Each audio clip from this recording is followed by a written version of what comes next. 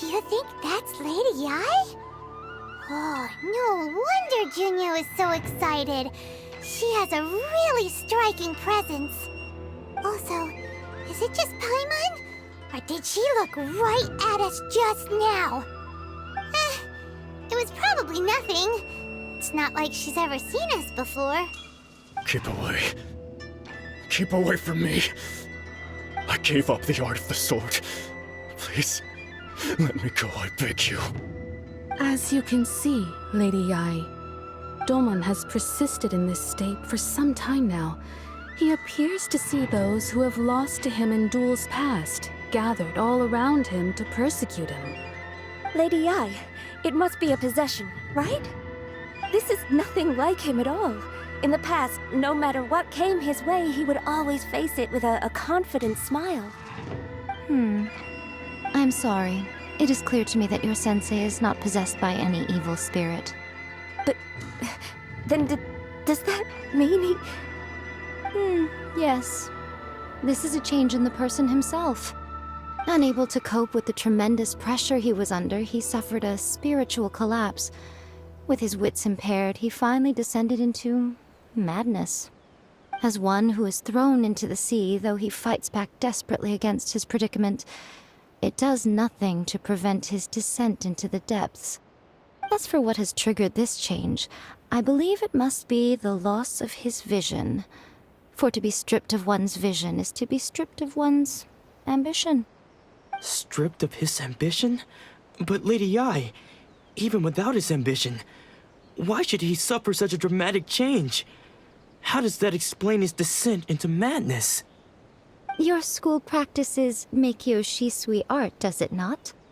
Stillness of mind, freedom from all agitation. What a fine notion that would be if any in this world could ever hope to achieve it. There was once one who claimed to be indifferent to rank and reward, and who fled enraged when defeated by his junior. And then there was an aged swordmaster who was aggrieved enough that he crossed blades with a disciple he himself had taught. Then, what of the one who crossed blades with his own sensei and beloved fellow disciple, and defeated them both? Can one truly remain unagitated, of still mind in moments such as these? Lady Yi, I'm not sure I understand. The path of the Swordmaster is filled with twists and turns. It is no small undertaking to pursue the position of greatest Swordmaster in the world. It requires one to take their sword firmly in both hands and cut down the hopes and dreams of others, even those of one's closest companions. Only a deep commitment to his ambition to become the best made it possible for him to rise above the pain of these encounters, to focus on the way ahead. When that ambition disappeared, he began to doubt himself. As he battled his growing anxiety, he slowly descended into the state you see him in now. Much like a certain fatally flawed friend of mine. Poor Sensei. To think he's been suffering so greatly. I'm sorry. It's all my fault. Father, Sensei, Anzai. That's enough. Huh? Isn't that Anzai? Where did he come from? Did he follow us the whole way here? Anzai, why are there two of you? Is that you or a ghost? You're here for revenge, aren't you? I knew it would come. I never should have. You're right to assume that my feelings towards you are far from kindly. But I didn't come here to settle a score. It's been so long now that I made peace with it years ago. You did nothing wrong that day. I couldn't face the humiliation. That's why I ran. I don't think most of the people you beat along the way would hold it against you. On the contrary, when you cut our ambitions short, we entrusted them to you, in the hopes that they might carry you further. Now I know that we can't place our hopes in you any longer, since you've been stripped of your ambitions too. But that is no reason to strip them of theirs. Follow the way of the sword all the way to the highest peak. You taught them that, didn't you? But what if one day, the same thing happens to them? I put everything I had into trying to become the best. But what if it was all a huge mistake right from the start? If there's a chance they'll end up like me one day, I'd rather they stay where they are now than go any further down this path. Have you asked them what they think? Sensei, after you rescued me from the hands of the pirates, I told myself I would follow in your footsteps for the rest of my days. I can't know whether I will suffer in my future as you do now. All I know is that here and now, in the present, I wish to continue. I want to keep going until the day that I can stand before everyone with my head held high and announce that I, like my sensei Domon before me, am a master of Meikyo Shisui art. Nanako's far from the only one. Actually, all of us think that way. Goodness. Well, You see? You can place the ambition you once had in their hands. Being stripped of your ambition is something that's never happened to me, so I can't claim to understand it. But I do know what it feels like to have your ambitions crushed. That's what happened on the day that you so effortlessly defeated me. So, just as I once placed my ambitions onto you, it is time for you to release yours into their custody. You are not in the same position that I was. When I left, I had nothing to my name. But you have a great number of worthy disciples. I understand. I'm sorry to have made you worry for me, and for the state of Miyakyo Shisui art. I no longer have the resolve to become the best in the world. The emptiness and suffering inside of me will not abate, so I cannot hope to still my mind and be free of agitation.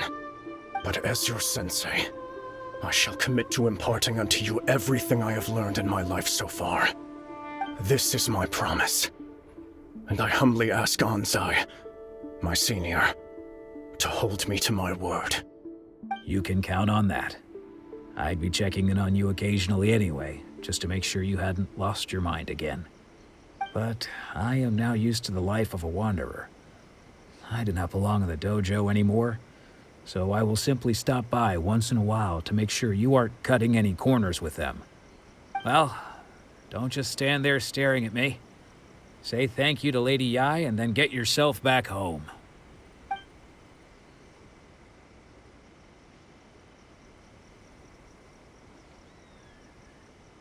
So even though his ambition was taken away, his disciples can take it over on his behalf. Guess that sort of solves this one, huh? Traveler, a moment, please.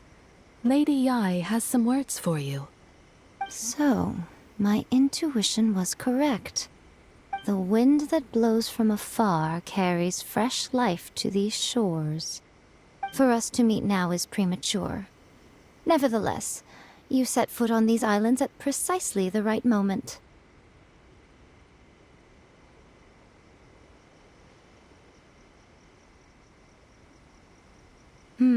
I have high hopes for you, child. Don't disappoint me. Ooh, Lady Yae seems to have taken a real interest in you. She seems super mysterious. Paimon's so curious what she really meant by all that. We can come back to it another time. For now, we should go report back to Miss Kamisato.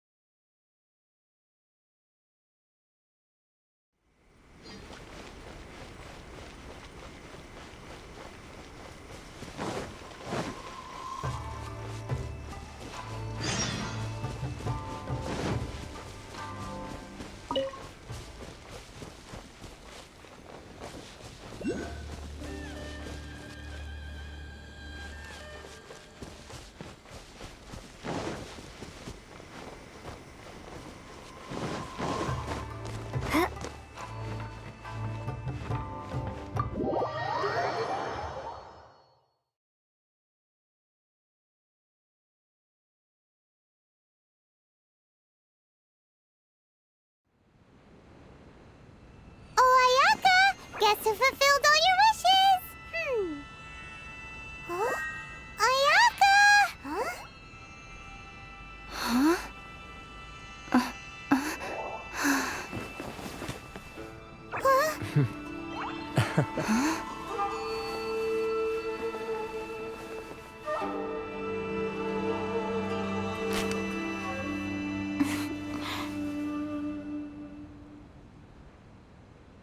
Traveler, Paimon, it is a pleasure to finally meet you both face to face. I have heard all about how you helped our three friends. My sincerest thanks to you. Yeah, short of getting them their visions back, it seems like there's no way to really help them. Ayaka, How come this time you get to come out and meet us in person? Because now that you have done the 3 things I asked of you, I consider you to be my friends.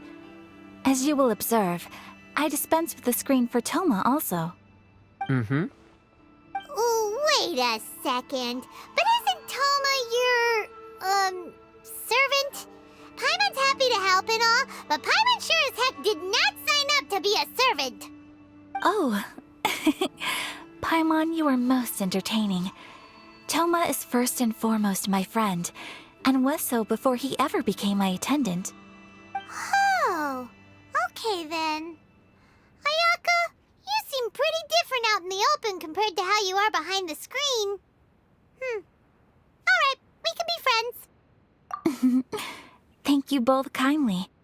Back to the matter at hand. You have now witnessed the pain of those deprived of their visions. What are your feelings on what you have seen? Perhaps in the eyes of a deity such as the almighty Shogun, the lives of those who inhabit the world are inconsequential. Thunders roar, lightnings flash, the winds assault, and the rains descent. All these things take place with no regard for the feelings of the common people. But I believe that surely you understand what they must endure. It seems that perhaps now you can appreciate my feelings on all of this. In which case, perhaps you would be willing to reconsider your stance? You will? Really? Naturally. All right, bravo, my lady. You were right all along. See? I told you she wouldn't reject them. I'd placed my trust in the right person after all.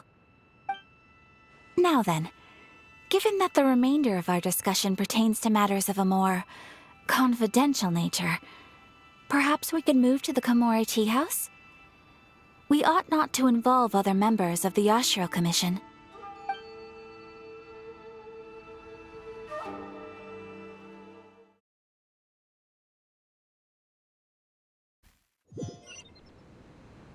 Well, here we are again. Please continue without me. I'll keep watch. So, what's the deal with this place anyway? What makes it your favorite meeting spot? This is land that was gifted to the Yashiro Commission by the Shogun. The Kamisato clan has the exclusive right to plan, build, and repair any property on this land, and even to allow or deny access. Such privileges exist due to the Yashiro Commission's role in managing ceremonial affairs. Oftentimes, it is not appropriate to discuss details in front of bystanders. Oh, Paimon gets it. Gotta keep a bit of mystery, right? Once the number of ceremonial affairs conducted in the city began to decline, our forebears built a tea house here. Only members of the Yashiro Commission are permitted to come and go as they please. Makes sense. Perfect place for a secret base. In any case, we can talk freely here. I presume you have a few questions that you wish to ask me? The almighty Shogun. I've seen her on but only a few occasions, most of them formal ceremonies. She inspires awe, commands respect, and exudes a sense of absolute authority. But as I recall, there was something else about her that struck me even more deeply. It was her almost complete lack of any emotion. In that sense, she appeared to me to be less of a ruler and more of, well, an executive official, I suppose. Focused exclusively on her single goal of implementing eternity, acting accordingly without feeling. The issue is this. For the vast majority of people, the Vision Hunt Decree is something that has no implications whatsoever. After all, it is but a tiny minority of people who receive visions. Moreover, it is not unknown for visions to spark jealousy in others. Because of this, the attitude of most people towards the Vision Hunt Decree is one of indifference. How can they be like that? Paimon's getting mad. Nevertheless, in addition to us, there is also the resistance on Watatsumi Island. Resistance? You mean like an army fighting against the decree? Yes. Many who have lost or fear losing their visions have rallied together under Sangonomiya on Watatsumi Island to form a resistance group. To say a little more about Sangonomiya, historically, there has always been some conflict between them and the shogunate of Narukami Island due to their different belief systems.